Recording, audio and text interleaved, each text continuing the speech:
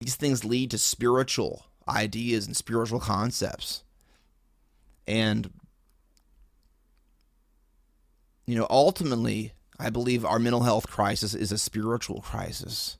We don't know how to talk about spiritual things, and we don't know how to really link up with spiritual roots that flow into our psyche, into our mind, and actually feel the power of God, the power of the Spirit. And so, and if you're not a believer too, by the way, it's these are things that, regardless of what you believe, there's a function to these ideas. That if you can just hear the spirit of the idea, ultimately, I think that's what we're all communicating. Any real good tidbit of knowledge, any sort of understanding, it's like once you really begin to get understanding, when anyone shares something, regardless if you agree with that ideology or that religion or whatever, you can appreciate it because it may have bits of understanding that's actually very, very true. And it's incumbent upon us to have that maturity, that we don't block whatever someone says because we're afraid that it might pollute our minds. Yeah, you have to watch your heart and watch certain things, but you also have to have a tolerance in lots of ways to thinking of things that challenge you, and for you not to respond from a fight or flight mentality or spirit or instinct, but to use it as almost like your spiritual gymnasium, to where you're exercising issues and problems, and you're not allowing yourself to be pushed into a corner where you're projecting onto other people the tension you refuse to confront in your own heart. It's easier for us to repress ourselves onto an ideology and live kind of in a narrow, rigid way and view the other people as wrong and evil and stuff. And as long as we have that domain that separates us from them, we can never actually reach them.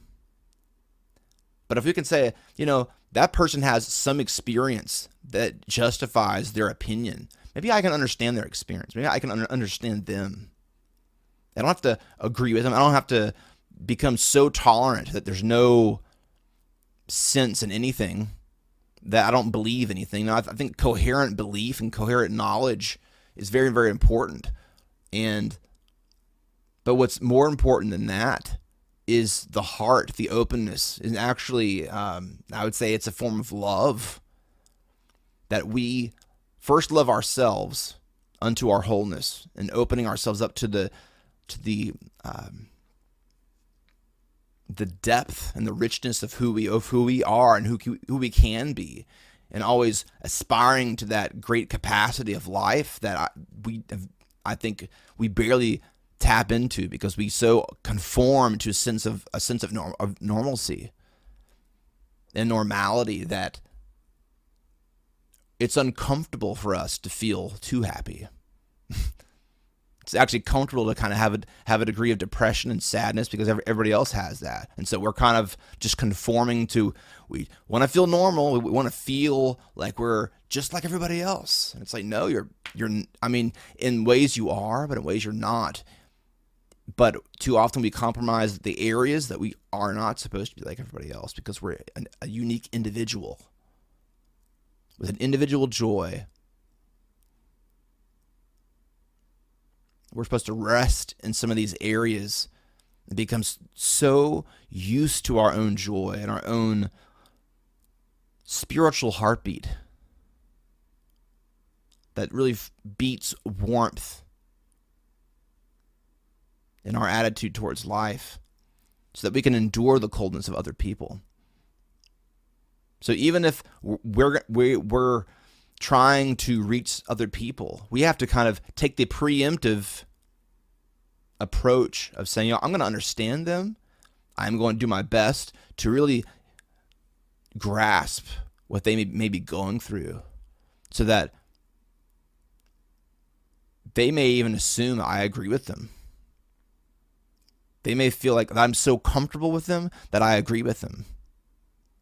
And that's a beautiful thing. That's when you have real influence on people, because they know that whatever you're going to say isn't laced with the toxic poison that dehumanizes them, shames them. See, that's being a solution to the problem. And frankly, I hardly see that at all in any place in our society. In fact, even like on YouTube and clicks and whatever all these different social media platforms, what gets rewarded is toxicity. For little groups to have their own little viral videos and stuff, you're not going to have a whole lot of people go viral that are saying, okay, guys, this is the proper whatever. It's because that takes more patience. That doesn't reward you immediately. Like my videos, these don't reward you immediately. I'm trying to get better at that. I want every sentence I say to have some sort of meaning to it. And so in lots of ways, man, this is my ambition with this and with this channel is to do that, man. I want to be able to be so engaging and entertaining that we learn to live and feel the authority that we have in understanding deeper spiritual things and psychological things, and that we can actually achieve success not compromising truth and sincerity, because we're opening ourselves up. We're not being sincere and authentic based on an ideology, but based on a wholeness, a fullness of how we're seeing the world. And it requires our own individual experimentation, because we can't really experience anything we're not open to or haven't already been open to or aren't open to now. In order for us to really experience wholeness, it's a process. And so, I don't know, I'm hoping that we're walking more towards a place where the people that really want positive change in the world, those are the videos that people respond to. We get out of polarization. And so then, we're still going to have polarization. It's not going to be perfect. But I feel like more and more we're getting better with being entertaining and truthful and sincere and all these things. And hopefully that's the thing that actually catches buzz, catches people's attention.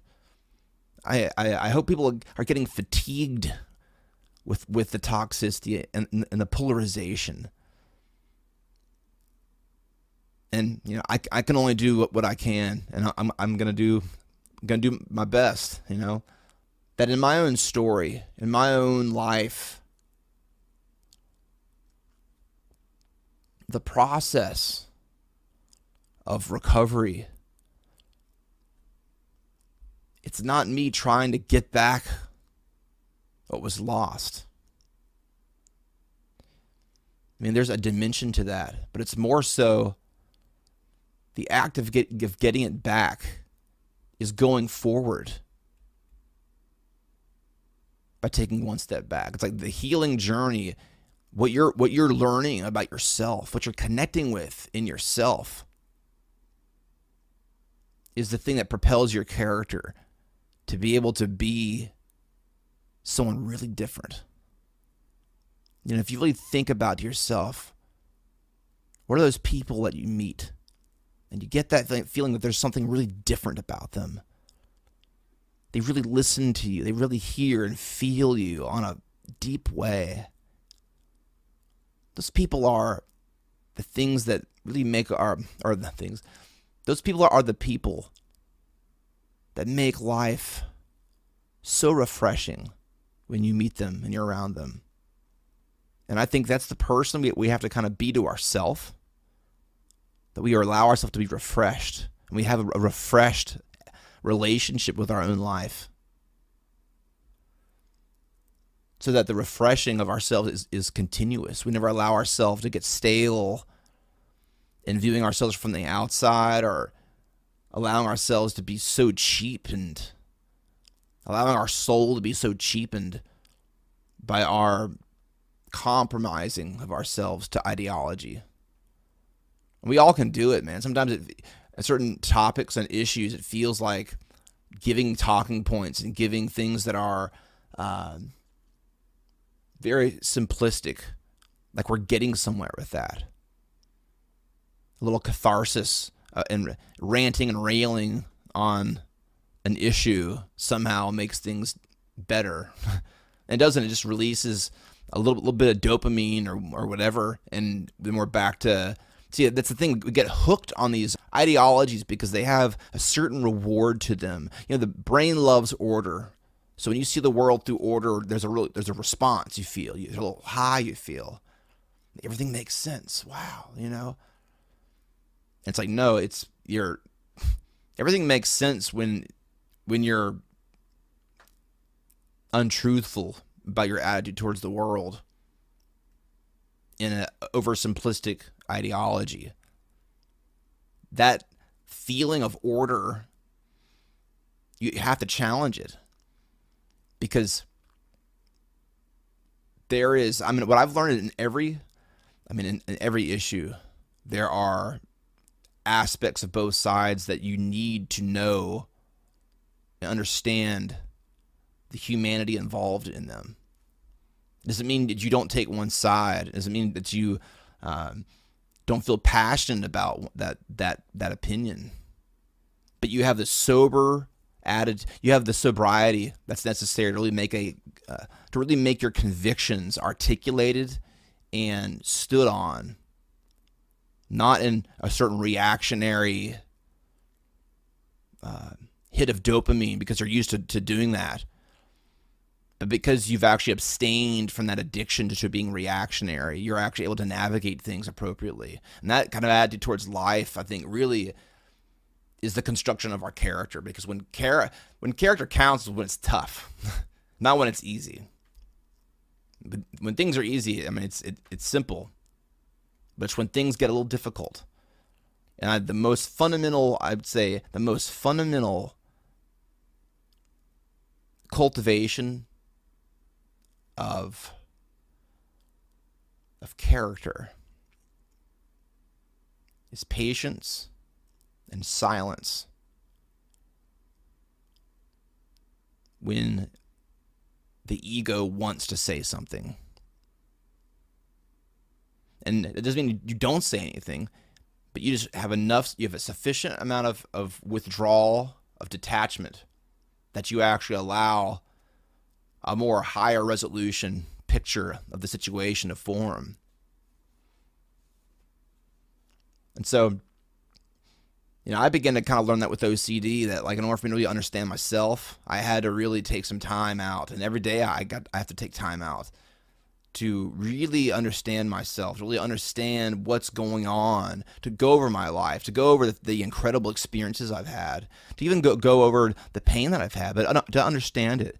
It's very interesting how when you begin to process things, there's a huge period of sufficient detachment that you feel. It's very natural. Certain ideas don't have their grip on you anymore. And that's when you know that you really have found yourself, because your identity isn't so easily led astray, isn't so easily divided, isn't so easily changed. There's a stability to you. Now, there's tons of things that we all have, different parts of ourselves that we have, but by and large, there's a character, there's a certain capacity for awareness, a certain capacity for... That's why I believe that our identity is kind of the transmission of the different parts of ourselves. And so it's the sort of, in a transmission, in order to change gears, it has to have suspension. It suspends from one.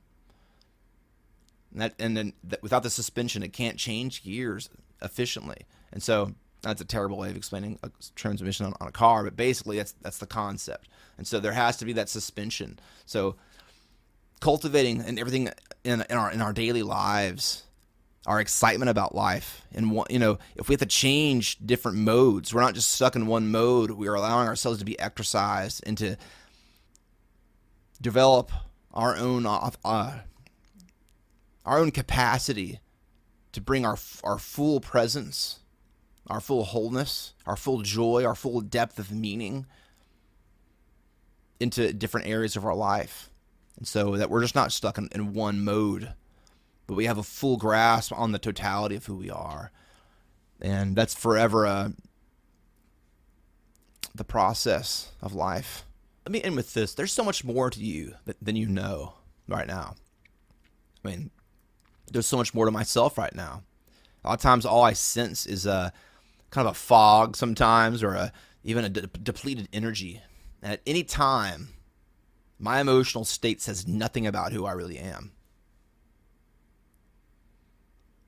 And in order for me to really increase my whatever emotional state that I can't have attachment to that emotional state. And so to really navigate our emotions and to navigate the fullness of who we really are, requires a certain detachment that is exercised in patience and exercised in a lot of things that build our character, because that's our character is our authentic person. The truth of who we are expressed in a functional truth into the world that represents who we really are. And really maintaining that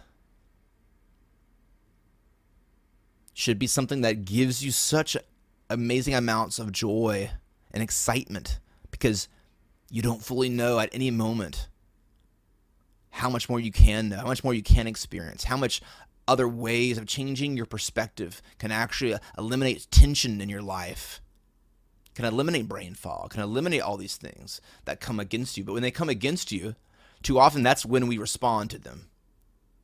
When many times it's in our positive emotions, it's in not responding to certain positive emotions that we really have the capacity to increase our positive emotions, because we're not locked in on them. We're not trying to seek a stability.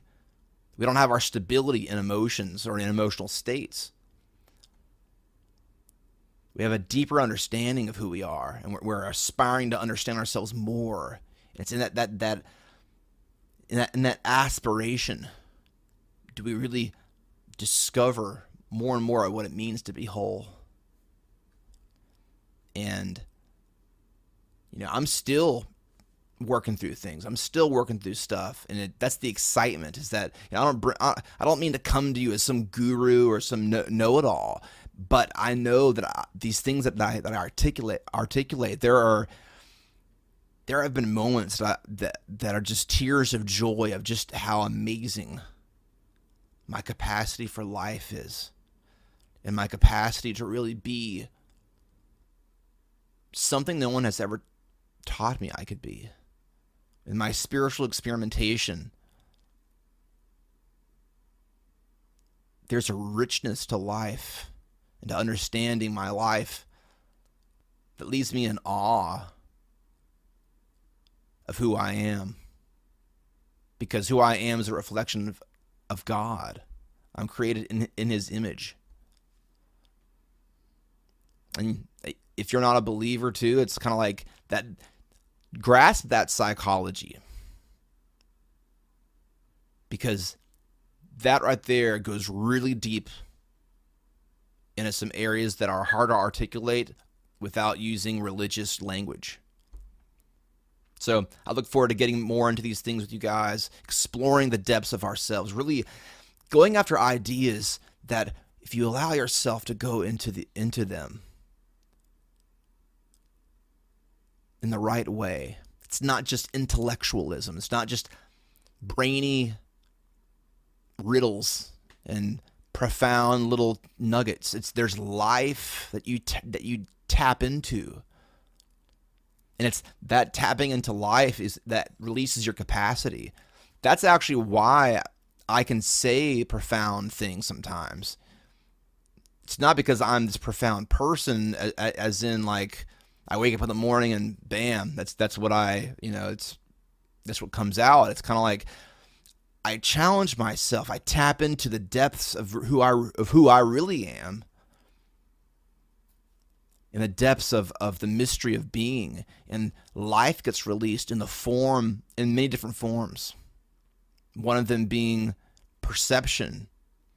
And so there's creativity. There's humor. There's all these different things that the foundation of who I am is this life that expresses itself in all the different ways that it can be expressed. But I have to challenge myself to ask myself, hey, what are ways that I'm not expressing the fullness of life that I need to learn how? When you get into the depths of the mystery of life, I mean, everything's on the table. I mean, I can talk about this water bottle. I can talk about how there's atoms in this water bottle. Take one atom and there's enough energy and power. If you were to split it open, it would just blow up everything, I mean, you look at water, you look at just the fascination of the concept of water. The world is mostly full of water. We're mostly water. I mean, there's always, everything's linked. Everything's exciting. Everything's a miracle. And it's the sense of normalcy that we have, the sense of kind of dullness and that the fogginess of our minds that see things as normal. Nothing is normal. Nothing is normal. And what's most of all not normal is our consciousness, our awareness by which we perceive everything. The miracle of consciousness is the capacity by which we experience all other miracles.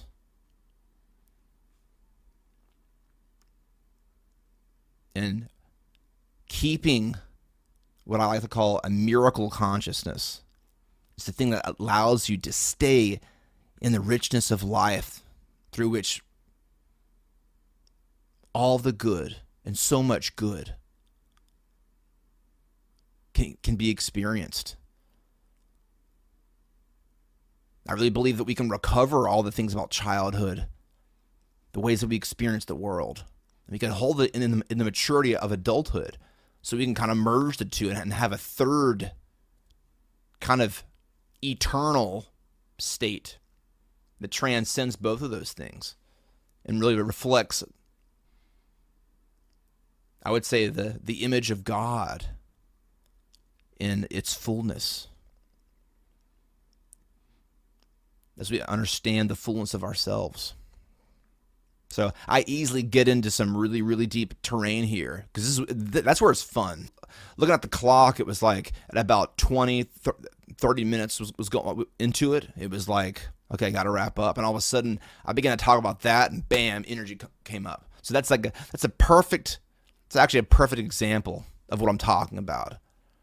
Whenever you feel these dips in the podcast, that's a teachable moment when I know and you know, or you feel, but I know and I feel that I've gotten out of that reservoir of life and into like brainy, intellectual, and trying to force the content or force the point. As a writer and thinker, many times I'm trying to be profound instead of being perceptive. Being profound means nothing because it really matters very little by itself. If it's not perceptive, if people can't take it and take the utility of the idea and say, "Oh man, you are shining light on something I needed to hear." And so part of why I love doing these things is that it challenges me to really dig into myself and to just cooperate with the flow of life that I've allowed myself to discover. And I hope you allow yourself to discover it too. I really feel like that's the meaning of life. It's really discovering what life really is. Life is an experience, but it's also it's a quality. It's a chunk of quantity of time of consciousness on this planet, but it's also a quality of consciousness on this planet. And I even believe that beyond this life there is something. Allow yourself to experience the capacity of these ideas. Allow them to not just be understood but felt. And I'm going to try to be better with using language that invokes feeling and that doesn't just evoke data consciousness, but the scope of feeling, the dimensionality of feeling and feelings that represent kind of our experience of the information of life that isn't just intellectual left brain, but it's also this part of us that requires a sort of imagination to come alive with this stuff. And not a lot of people can really bear it. It's people that train themselves to be able to say, okay, I can take what someone says and I can actually imagine it. I can feel its power. And in order to do that, you have to feel like there isn't control. They're not trying to just control what I believe. It's here. They're giving me kind of a creative license that whatever is told me, I now can take it and create out of it. And so that's the responsibility of spiritual and psychological growth, is that we extract the meaning of our experience.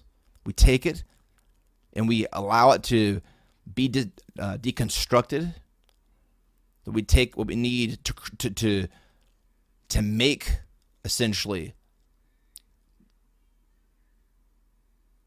out of the inspiration, I would say, of our true identity that calls us, that invokes us with authority to extract meaning from our experience and to build and to discover who we are, because our identity isn't just something that's static.